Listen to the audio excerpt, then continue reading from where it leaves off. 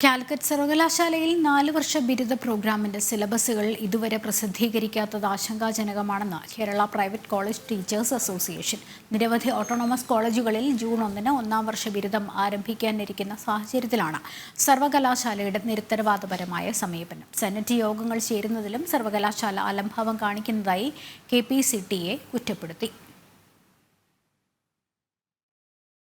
കഴിഞ്ഞ ദിവസം നടന്ന സർവകലാശാല സെനറ്റ് യോഗത്തിലും 4 വർഷ ബിരുദവുമായി ബന്ധപ്പെട്ട കാര്യങ്ങൾ പരിഗണിച്ചിരുന്നില്ല. നിരവധി ഓട്ടോണമസ് കോളേജുകളാണ് ജൂൺ 1-ന് 1-ാം വർഷ ബിരുദം ആരംഭിക്കാനിരിക്കുന്നത്.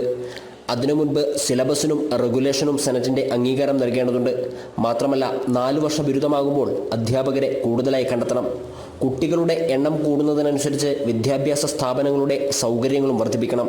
എന്നാൽ ഇത്തരത്തിലുള്ള പ്രവർത്തനങ്ങൾ പൂർത്തിയാകാത്തത് അധ്യാപകരിലും വിദ്യാർത്ഥികളിലും ആശങ്ക സൃഷ്ടിക്കുന്നുണ്ട്.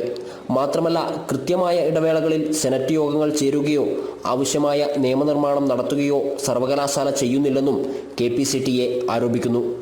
അതുപോലെ തന്നെ ജൂൺ മാസത്തിൽ ആരംഭിക്കാനിരിക്കുന്ന 4 വർഷ ബിരുദ പ്രോഗ്രാമുകളുടെ സിലബസുകളും മറ്റും ഇതുവരെ സർവകലാശാല പ്രസിദ്ധീകരിച്ചിട്ടില്ല. എന്താണ് പഠിപ്പിക്കേണ്ടത്, ഏതൊക്കെ പുസ്തകങ്ങളാണ് റെഫർ ചെയ്യേണ്ടത്, എന്താണ് 4 വർഷ ബിരുദ പ്രോഗ്രാമിൻ്റെ സ്ട്രക്ചർ എന്നൊന്നും അറിയാതെ ആശങ്കയിലാണ് അധ്യാപകരും വിദ്യാർത്ഥികളും. അതുപോലെ തന്നെ കഴിഞ്ഞ വർഷം നടന്ന ഒരു സെനറ്റ് യോഗത്തിലും സർവകലാശാലയുടെ സെനറ്റ് യോഗത്തിൽ ചോദ്യോത്തര വേളകളോ അതുപോലെ തന്നെ പ്രമേയങ്ങളുടെ അവതരണമോ ഉണ്ടായിരുന്നില്ല. ഉന്നത വിദ്യാഭ്യാസ മേഖലയെ തകർക്കുന്ന നടപടികളിൽ നിന്ന് സർവകലാശാല അധികൃതർ പിന്മാറണമെന്നും KPCTA ആവശ്യപ്പെട്ടു. ജനം, കോഴിക്കോട്.